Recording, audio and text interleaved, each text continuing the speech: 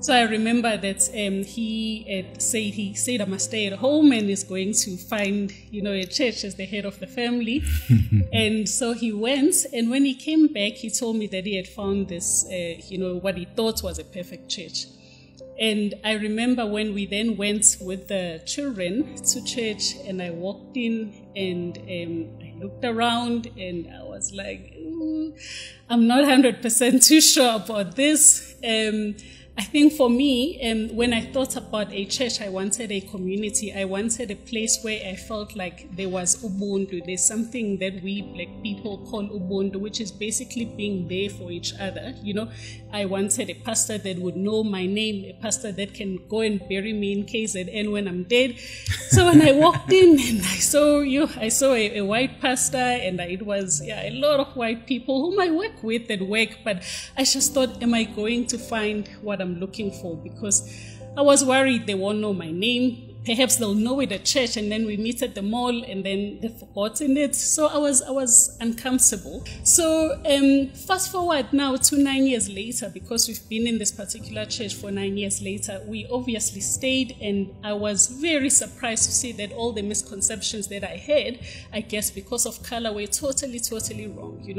Totally felt that, these are white people, but they actually do know what is Ubuntu. When we were baptizing our younger daughter, I remember Utoni calling all of us by our full name. He said, Nkosi Nathi Nokuzola, Sipusisiwe, and Uluthando. I was like, wow, no, this one is coming at another level.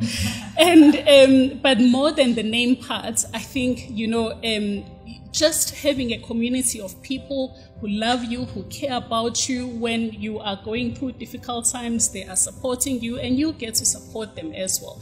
So that is what has kept me here. I found sisters, I found brothers, and I'm very...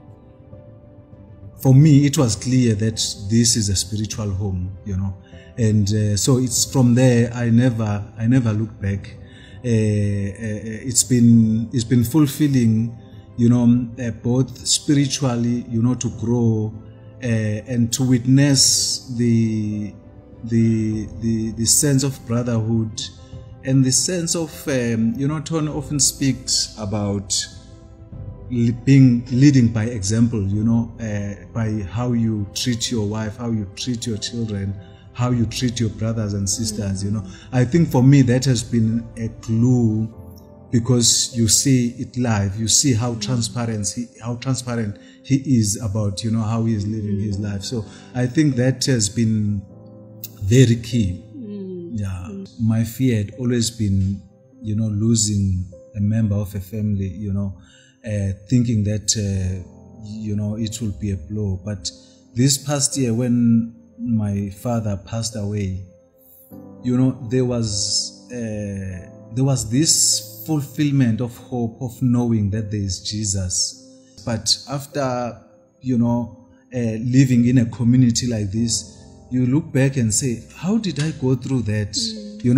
The humbling experience when a lot of people from Home Cell make their way to Durban, and being with us, during that time of difficulty. You look back and say, even if there was any spark of doubt, that this is a godly community, but it becomes evident, that you are in a community, So I think that is very important, because, you can view from your personal growth and be limited to that, but there are experiences, there are things that you find that you are fearful that if this was to happen to me, how will I go through it? Yeah. But, because God knows us, what each one of us, and He makes us, go through situations, and, you find that you are actually better than you thought you will ever be.